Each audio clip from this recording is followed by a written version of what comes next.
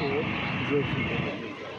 Vote पीछे जाने वाली पार्टी तो कौन सी नहीं यहाँ पर एक बड़ा कितनी सारी प्रॉब्लम है कि उस पार्टी के पास कितनी सीटें इलेक्टेड लोगों की सीटें, चाहे वो बाद में ही उसके लिए आइंदे 3 दिन का टाइम दिया था, उसमें आ गए हैं। अब वो पॉलिटिकल पार्टी है जिसके पास सीटें हैं इलेक्टेड, अब उसका हक है कि उसके तनासब से जो रिज़र्व सीटें हैं उनको।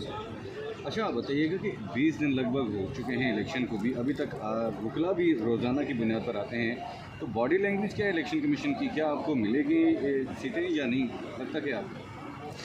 मैं कमेंट नहीं करना चाहता अभी। अच्छा सर, ये बता दें, कल जो कौमी असम्बली का इजलास होने जा रहा है, सदर ने इजलास तलब नहीं किया लेकिन स्पीकर इजलास तलब कर रहे हैं, क्या पाकिस्तान तहरीक इंसाफ का तलब करेगी या नहीं? देखिए, वो तो खैर पार्टी फैसला अपना करेगा, पार्टी पार्लियामेंट की पार्टी करेगी फैसला, लेकिन एक बात बताऊँ कि ये आईनी तौर पर नहीं बनाया गया, क्योंकि स्पीकर जो है वो इलेक्टेड स्पीकर नहीं है, वो तो हैंग ओवर कर रहा है ना पिछली असेंबली का, उसके पास कोई इख्तियार नहीं है कि असेंबली को। अगर कल इजलास तो बुलाया गया है, अगर इजलास हो जाए तो उसके बाद नेक्स्ट क्या होगा फिर?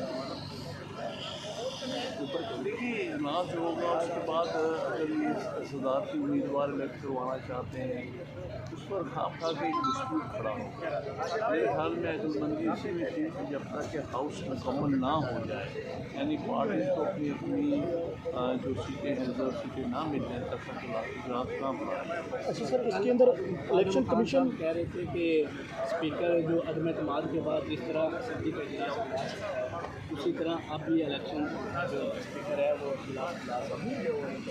नहीं, वो असेंबली जो ख़त्म हो चुकी है, रिजॉल्व हो गया, उसका एक और सूखे हाथ थे उसको जबकि जो असेंबली कंटिन्यू करती है, ये असेंबली वो ख़त्म हो चुकी है, जबकि नई असेंबली आ चुकी है। अब ये स्पीकर का रोल सिर्फ ये रह गया है कि जो नई असेंबली